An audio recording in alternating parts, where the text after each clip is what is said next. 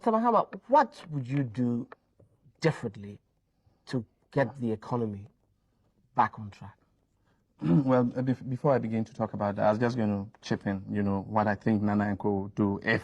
No, I'd like you to tell me what you would do. That's important, if they want. That's an important matter. Right. If they want.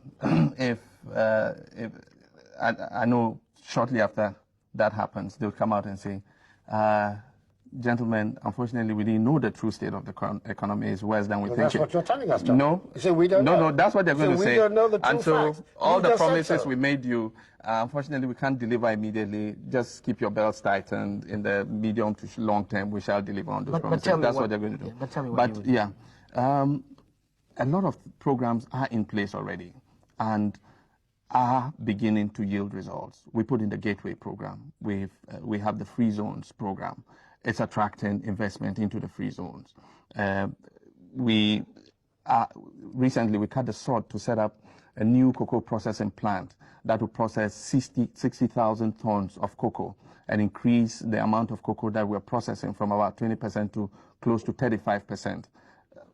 These are all programs that are in place. We intend to tackle agriculture in a new way that is speeding up irrigation projects all over the country. Right now we have irrigation dams that we're setting up in most of the agricultural areas of this country. We have a program to set up 30 more irrigation dams. That is to continue to move the percentage of our agriculture that is under controlled conditions like irrigation to a larger percentage rather than the present rain-fed conditions. There are programs in all sectors of the economy that are beginning to yield fruits. We think that one of the problems has been unemployment, because there's a steady drift of people from the rural areas into the urban centers, and people are looking more for jobs in the formal economy than previously when they were employed in the informal economy.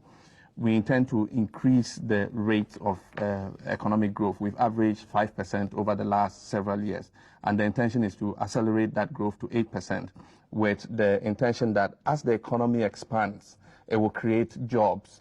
Often the temptation, and what several of the opposition parties try to do, is to give out a program that seeks to say that they would create jobs artificially. I think that is more natural to grow the economy, and as the economy grows, it would create jobs and get people working. We have a lot of programs. It's something that we're carrying out and are going to accelerate in the next 4-year mandate. You know, it's interesting.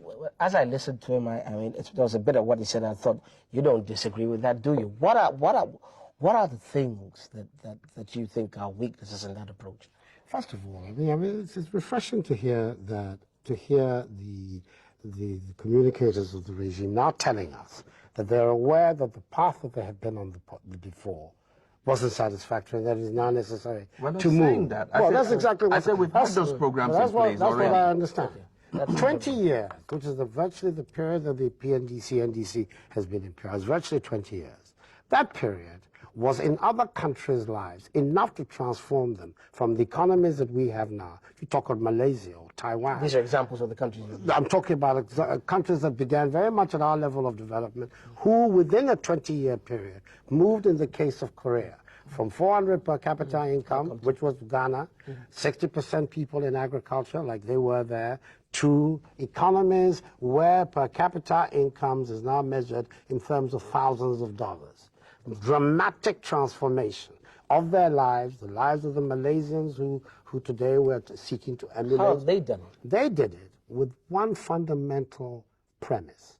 You cannot develop your economy unless you give the producers, whether of agricultural products, whether of industrial products, of services, confidence in their ability to work, take their reward, pay their taxes, and get on with their lives. The government has not done that. The fundamental weakness of the Rawlings era is that confidence that should be generated in the indigenous business circles, largely because of the kind of so-called revolutionary actions that were taken, has escaped them. Of course, when the president himself, at the beginning of his tenure of office as a constitutional leader, can get up on a political platform and say that important producers, Ghanaian producers of goods and services, ought not to have their products patronized because they have different political allegiances than his own, and that therefore their goods should be boycotted. You know that the kind of signals that is given to the private sector,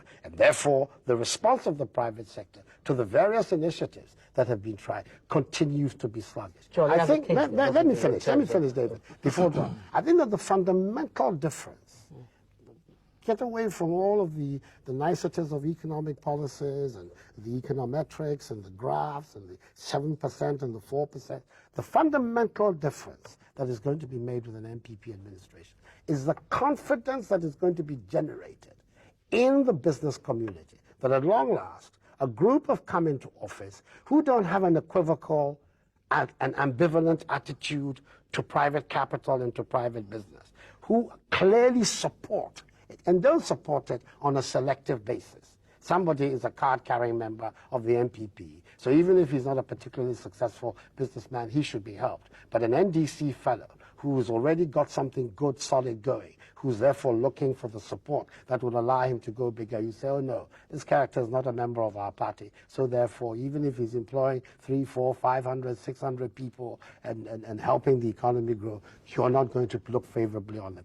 You were looking for that once fundamental injection of confidence that people are there who have put their political career behind the idea of private sector development, not monkey socialists like my good friend, my good friend Johnny, the one-time Marxists of the 80s. But we're talking about people who have a strong and principled belief in the private sector, and therefore can generate. Because once that confidence is given to the Ghanaian business, that'll be the signal. To the farmer, that really there's an administration in place that is